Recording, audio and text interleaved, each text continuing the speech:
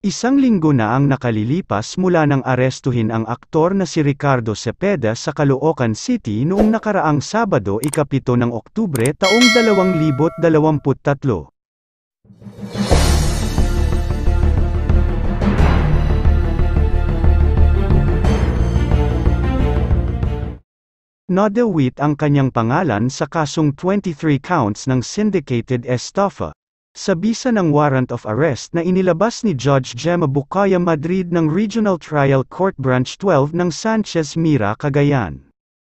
Kasalukuyang nakapiit si Ricardo sa Camp Caringal, Quezon City. Sa isang panayam, iginiit niyang inosente siya sa kasalanang ibinibintang laban sa kanya. Nanindigan si Ricardo na modelo lamang ito ng produkto pero siya ang nadiin sa kaso. Bilang depensa kay Ricardo, nagsalita na rin ang kanyang mga kaibigan na nagsabing mabuting tao ang aktor at wrongfully accused ito. Makalipas ang isang linggo buhat ng dakpin siya, nananatili si Ricardo sa Camp Caringal pero patuloy ang pagbuhos ng suporta ng kanyang mga kaibigan.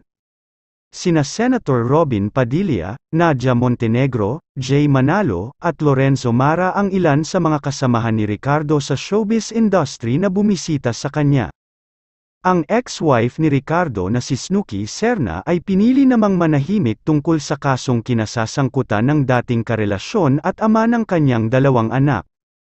Sa pamamagitan naman ng isang Facebook post, naglabas ng saloobin tungkol sa pagsubok na pinagdaraanan ni Ricardo ang bunsong anak nila ni Snooki na si Sachi.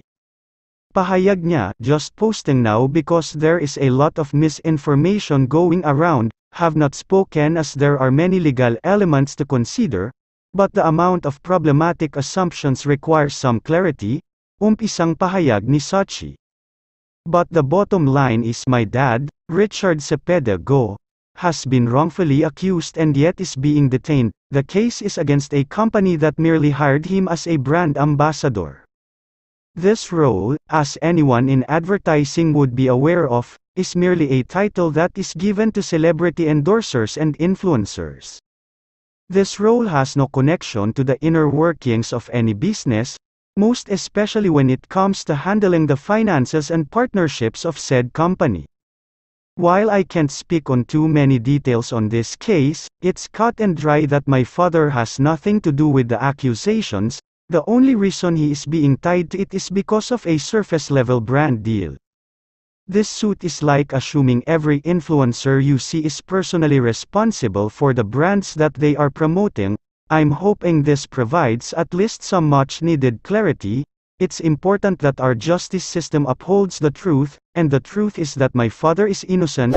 Hanggang dito na lang po. Ano ang masasabi mo sa balitang ito? Paki-comment sa ibaba.